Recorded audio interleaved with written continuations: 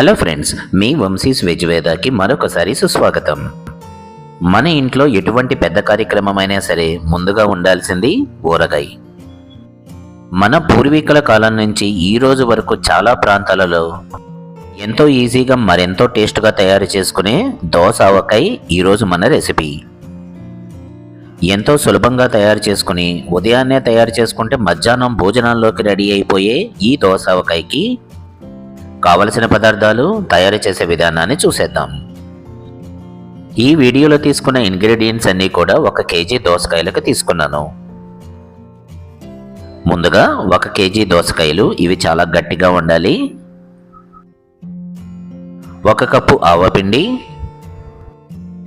నువ్వుల నూనె 1 కప్పు, రుచికి సరిపడా ఉప్పు, 1 కప్పు కారం, కొద్దిగా పసుపు, ఇంగువ, 2 స్పూన్ల మెంతులు, వెల్లుల్లి రెబ్బలు 1/2 కప్పు. ఈ ఊరగాయని తయారు చేసుకోవటం ఎంత ఈజీగా ఉంటుందో రుచి కూడా అంతే బ్రహ్మాండంగా ఉంటుంది. ముందుగా దోసకాయలను చక్కగా వాష్ చేసుకుందాం.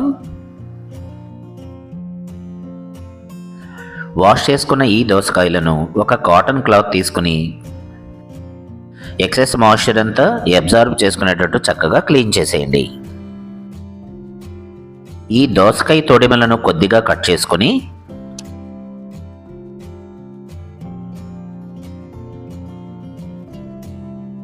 ఈ వీడియోలో చూపించినట్టు 2 సమభాగాలుగా చేసుకుందాం.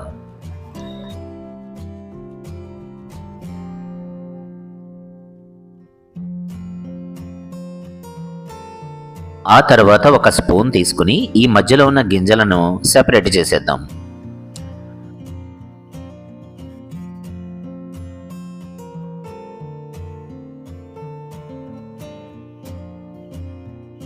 కట్ చేసుకున్న ఈ దోసకాయలను కూడా ఒక కాటన్ క్లాత్ తీసుకుని ఎక్సెస్ మాయిశ్చర్ లేకుండా క్లీన్ చేద్దాం.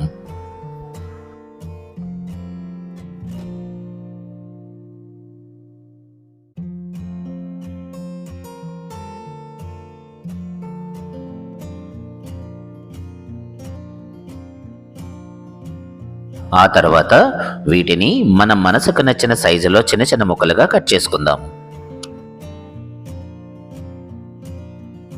బాగా గుర్తుపెట్టుకోండి, ఈ దోసకాయలు చాలా గట్టిగా ఉండాలి.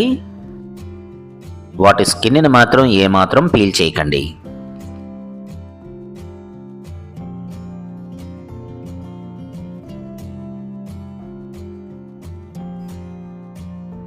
దోసకాయ ముక్కలు రెడీ అయిపోయాయి.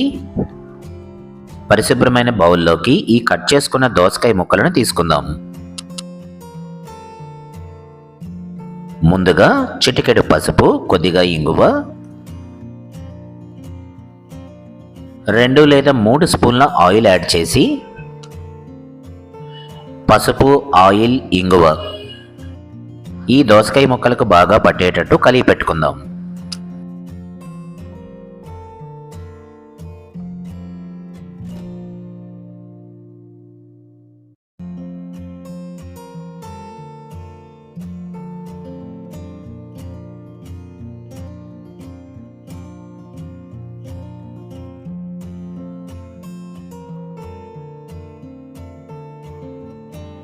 ఆ తర్వాత ముందుగానే సిద్ధం చేసి పెట్టుకున్న ఉప్పు,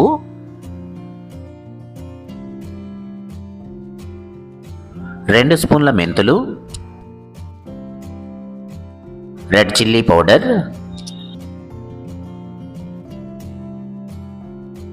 ఆవపిండి,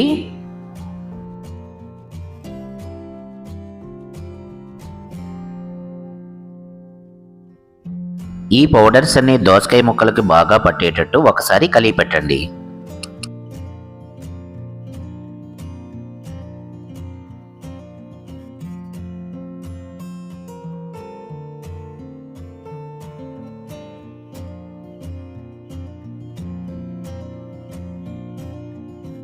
ఇప్పుడు వెల్లుల్లి రెబ్బలను కూడా యాడ్ చేద్దాం.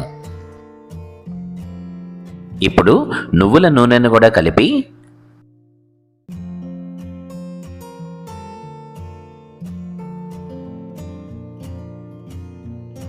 ఈ మిశ్రమాన్ని అంతా చక్కగా కలిపెట్టండి.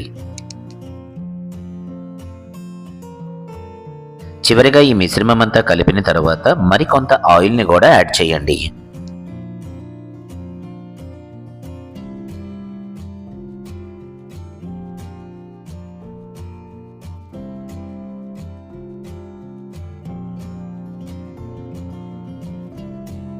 ఒకసారి కలిపెట్టేసి మూత పెట్టేసి 6 లేదా 8 గంటలు రెస్ట్ ఇచ్చేద్దాం.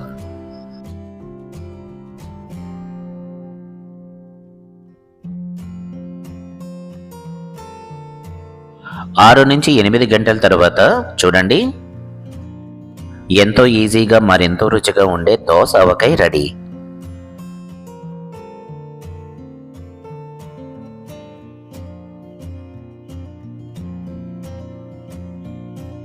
చక్కగా కలిపెట్టేసి ఒక పరిశుభ్రమైన జార్లోకి డిష్ అవుట్ చేసేసుకుందాం. ఎటువంటి కార్యక్రమానికైనా సరే ఇన్స్టెంట్గా తయారు చేసుకునే ఈ ప్రాచీనమైన దోసవకాయని వీలున్నప్పుడు మీరు కూడా ఒకసారి ట్రై చేయండి. మరి మన తెలుగువారి ఎంతో ప్రాచీనమైన ఈ దోసవకాయ కనుక మీకు నచ్చితే ఒక లైక్ చేయండి, షేర్ చేయండి, కామెంట్ చేయండి, సబ్స్క్రైబ్ చేయటం మర్చిపోకండి. బెల్ ఐకాన్ను తప్పనిసరిగా యాక్టివేట్ చేసుకోండి.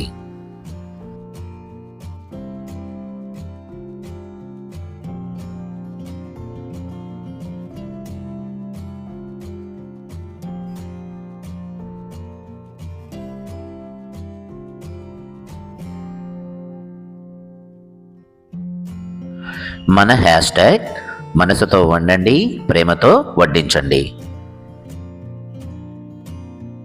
మరొక రెసిపీతో మళ్ళీ కలుద్దాం.